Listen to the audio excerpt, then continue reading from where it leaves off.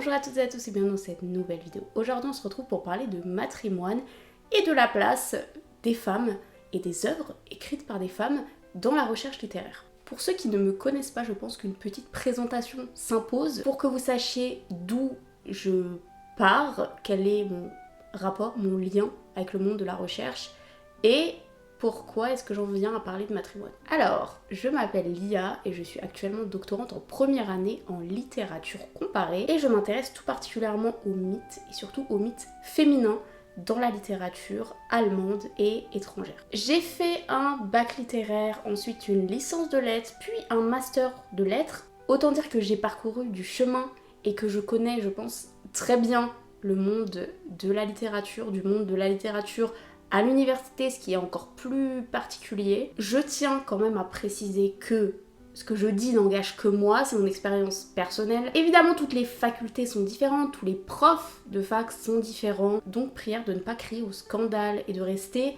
un petit peu ouvert d'esprit. N'hésitez pas à m'écrire vos témoignages en commentaire si vous êtes une femme qui a fait des études littéraires ou qui travaille dans le monde de la recherche. Comment ça se passe à ce niveau-là? Je sais qu'entre sciences humaines et sciences exactes, ça peut être aussi un petit peu différent. Il y a énormément de sexisme dans les sciences exactes puisqu'il y a très peu de femmes. En littérature, on est beaucoup de femmes. Après, est-ce qu'on est prise au sérieux? Pas toujours. Et surtout, il y a beaucoup de femmes qui étudient la littérature, mais les œuvres qu'on étudie sont en majorité écrites par des hommes. Vous voyez le problème. J'ai déjà parlé plusieurs fois de matrimoine sur ma chaîne, et pour ceux qui ne sont pas familiers avec ce terme, il s'agit d'un terme qui a été inventé par une chercheuse qui s'appelle Aurore Evin. Le matrimoine, il désigne l'héritage culturel, les productions artistiques qui ont été léguées par les générations de femmes précédentes. Et ce terme, il est là pour faire un contrepoint à celui de patrimoine, qui est le terme le plus couramment utilisé, et qui normalement est neutre et désignerait des productions qui peuvent être faites par des hommes, mais aussi des femmes. Mais quand on se penche un peu plus près sur les œuvres qui constituent le patrimoine, on se rend compte que c'est quand même beaucoup d'hommes. Dans cette vidéo, je vais tenter de vous expliquer pourquoi est-ce que c'est aussi important pour moi de travailler sur des autrices et surtout pour ma thèse. Quelles sont les réactions? Quelles sont les conséquences? Oui, parce qu'il y en a. Bref, un joyeux programme. Comme je l'ai dit dans l'introduction, j'ai fait un parcours axé sur la littérature. Pourtant, les œuvres de femmes sont arrivées assez récemment dans mon parcours. On lit beaucoup d'hommes, je pense qu'au collège-lycée, vous avez tous lu Zola, Balzac, Flaubert, etc. Est-ce que vous avez lu beaucoup de femmes? Moi pas. Là, je parle de littérature classique et de littérature qui est enseignée à l'école. De mon côté, j'ai été une très grande lectrice et on peut voir que les œuvres destinées aux adolescents sont souvent écrites par des femmes. En tout cas, moi j'en avais lu beaucoup. Mais en ce qui concerne la littérature classique, en fait, c'était même pas une question.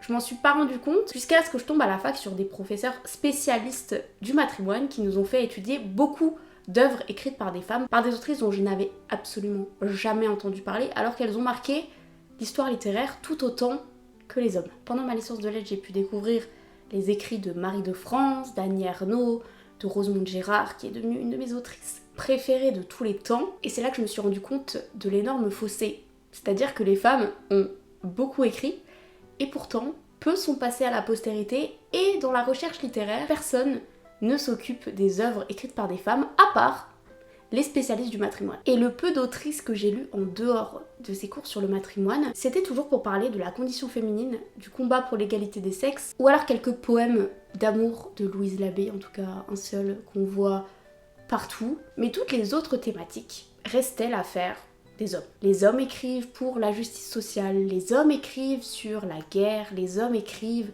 sur la psyché humaine, mais les femmes non. Ou en tout cas, c'était pas du tout ce qu'on nous montrait. Il y a, je pense, un certain dédain de la part de professeurs masculins sur les productions féminines. Alors là, je vais vous parler complètement de mon expérience personnelle. Je n'ai pas le souvenir d'un seul professeur de fac homme qui nous ait fait étudier des textes de femmes, ou une majorité de textes écrits par des femmes. Sauf un, ce prof absolument fabuleux qui nous a fait un cours sur Annie Ernaux, et bien avant son prix Nobel. Donc comme quoi, il avait un petit peu une longueur d'avance. Et grâce à lui, j'ai pu découvrir La femme gelée et par la suite l'événement. Texte qui m'a absolument bouleversée et qui a reconfiguré mon rapport à la littérature et aux œuvres. Et sans vouloir essentialiser l'écriture féminine, mais c'est vrai qu'en lisant Annie Ernaux et en commençant à lire de plus en plus d'autrices, eh bien, je me rendais compte que je m'identifiais beaucoup plus à ce qui était dit, aux thématiques, à la manière de voir le monde. Et là, j'ai eu une révélation. J'ai commencé à remarquer de plus en plus ces lacunes dans les enseignements qu'on nous donne à la fac, mais aussi tout ce qui est programme scolaire, les programmes des concours. Et après cette réalisation, le fait que je lise de plus en plus d'autrices, est arrivé le master de recherche et surtout le mémoire. La première fois dans toute notre scolarité, on nous dit « Vous pouvez travailler sur absolument tout ce que vous voulez ». Et moi je savais que j'avais envie d'étudier la mythologie, c'est quelque chose qui m'a toujours passionnée. Et si on creuse un peu plus, les mythes féminins, et il y en a un qui a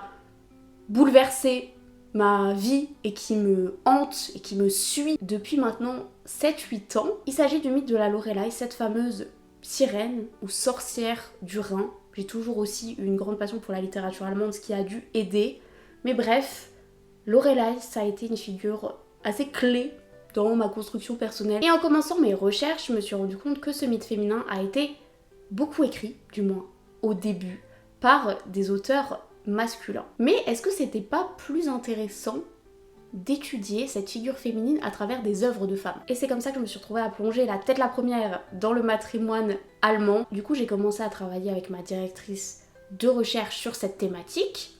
Tout allait bien, je trouvais ça très intéressant, mais je me suis rendu compte qu'il n'y avait pas beaucoup d'articles ou beaucoup de recherches critiques sur ces femmes. Je me suis dit que c'était une chance et que j'allais pouvoir moi-même développer mes propres théories, mes propres analyses sans être trop polluée par ce qui avait déjà été fait. Mais arrive très vite le jugement académique d'autres professeurs de mon université, mais aussi des universités en dehors, quand je me suis mise à parler de mes recherches et de mon sujet. Or déjà que la littérature allemande n'est pas très populaire, mais la littérature allemande féminine, c'est encore pire. Des questions, remarques les plus absurdes aux plus misogynes. J'ai fait le tour, on m'a d'abord demandé, mais est-ce qu'il existe vraiment des autrices de littérature allemande? Oui, le fameux, mais si on ne les connaît pas, c'est qu'elles sont sûrement très mauvaises. Alors, si tu es un professeur de littérature française de la Renaissance, je me doute bien que les autrices allemandes contemporaines, tu n'en ai pas entendu beaucoup parler, mais reste ouvert. On a aussi la fameuse phrase de « oui, mais si elles ne sont pas connues, c'est parce qu'elles écrivent moins bien. » Ça se saurait si la postérité rimait avec qualité littéraire. D'autres diront que quand on fait des études de genre et qu'on s'intéresse au matrimoine, on ne fait pas de la littérature, on ne s'intéresse pas aux textes, on pervertit des œuvres classiques pour leur faire dire ce qu'on veut. Encore une fois, c'est complètement faux. Alors évidemment qu'il y a des chercheurs qui manquent de rigueur, mais ce n'est pas une histoire d'études de genre. Et justement, on s'intéresse aux textes. On s'intéresse aux textes qui ont été oubliés, on s'intéresse aux textes qui ont été censurés, on s'intéresse à la littérature et à un champ beaucoup plus vaste, puisque le paysage littéraire n'est pas constitué uniquement d'hommes. Il serait temps de remettre ça au clair. Mais tout comme il n'est pas constitué seulement de personnes aisées, de bourgeois, de personnes blanches, bref, le monde littéraire est multiple et varié.